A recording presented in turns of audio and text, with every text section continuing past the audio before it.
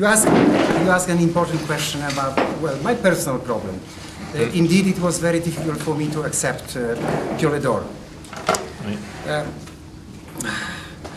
Some people considered me an idiot.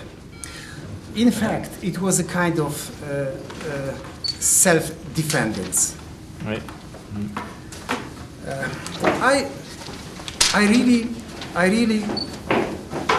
I believe going public, accepting awards and honors is a very, very different, quite opposite experience than climbing. Climbing has a lot to do with a sense of freedom, with seeking the freedom. Accepting the award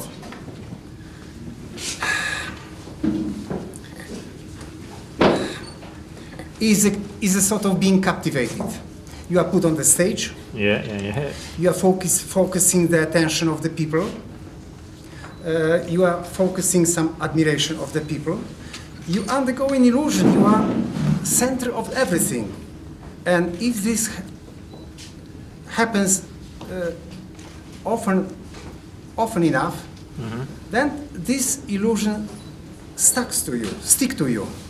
It makes you a slave. That means, it could make you a slave of it. This illusion of being the center of everything became permanent. But you are never the center of everything. You are just a part of everything. Just a small part of everything.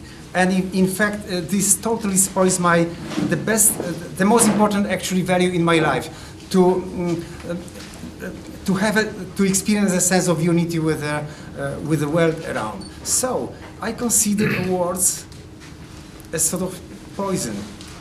If a person is not strong enough, he goes into slavery. I was not sure of myself, if I can face it. I was defending myself. That is the simple reply. And there is a link with that and the fact that for you mountain is spiritual experience. Pardon? The way I understand your answer is that there is a link between what you said and between the fact that for you mountain is more a spiritual experience than just sport. Well, I enjoy the sport game. It's just enjoyable, yes? Whether you compete with other people or you compete with your own limitations. Of course, I enjoy it, but it's not the most important thing in my life. It's just a part of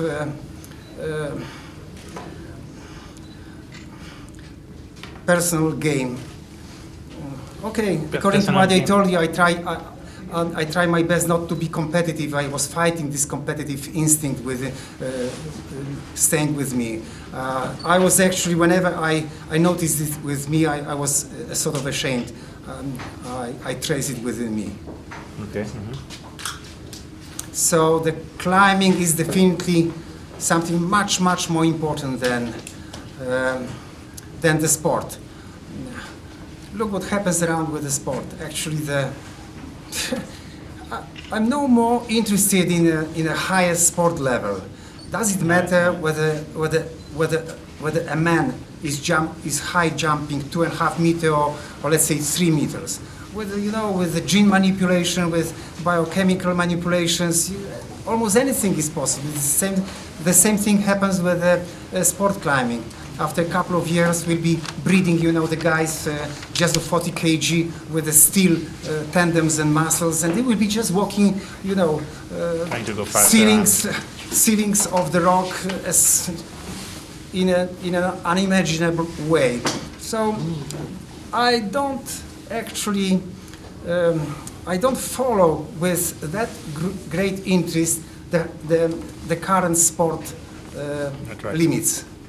It's not so important for me.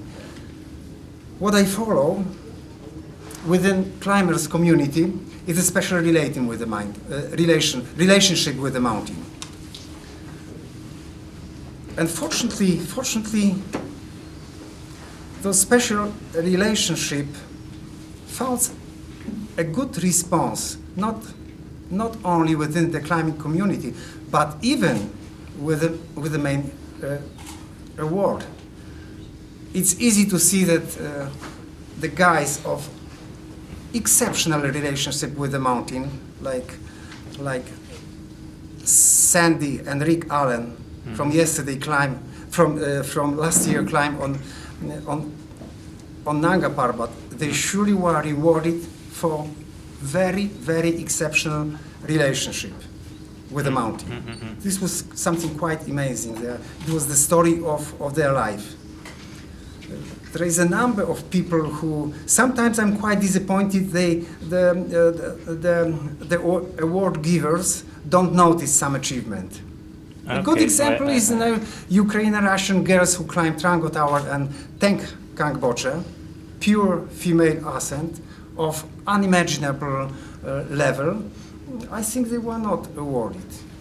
Yeah, but many other beautiful things are awarded. Another guy of special relationship with the mountain is Mick Fowler. He's really faithful to some kind of vertical beauty, to some kind of aesthetic beauty. Of course, there is many of us, Marco Prezio, they are really sincere. They have very, very deep personal relation to the mountains, and somehow the community sense the exceptional relationship. And this is what I personally value most. You know, these people with very specific relation to the mountains, they are in a way my gurus. Excuse me? They are in a way, in some sense, they are my gurus. These people, these colleagues, all these colleagues are your guru, you said? Well, the guys which I mentioned and many other, you know, it's good. Sometimes, don't forget that it is difficult to discover exceptional, beautiful relationship with the mountain. Sometimes there are people doing climbing on very moderate level, but their life is quite exceptional. Because of the relationship? Yes, yes. Okay. Yes. Thank you.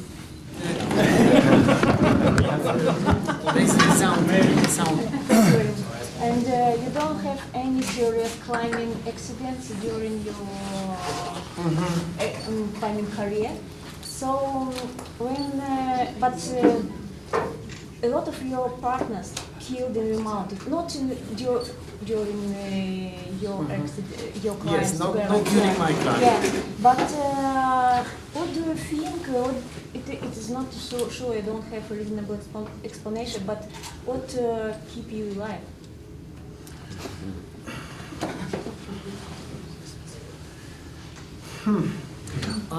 It's actually difficult to give the wise answer of which I would be sure myself. I was thinking about that a couple of times. It is a kind of being blessed, you know, that nothing happens. Doesn't matter what means being blessed. I don't mean, you know, religious.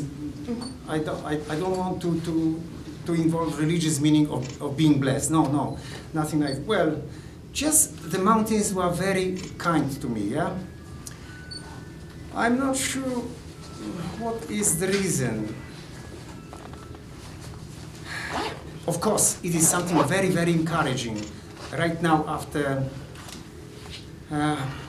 my main career is finished, yeah. When I look back, I have a special satisfaction. The object of my huge affection never punished me. So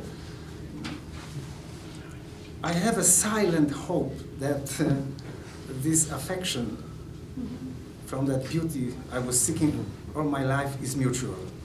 Something like this, you understand? Okay, yeah. Yeah, it's a kind of personal satisfaction and kind of, in a positive sense, personal pride.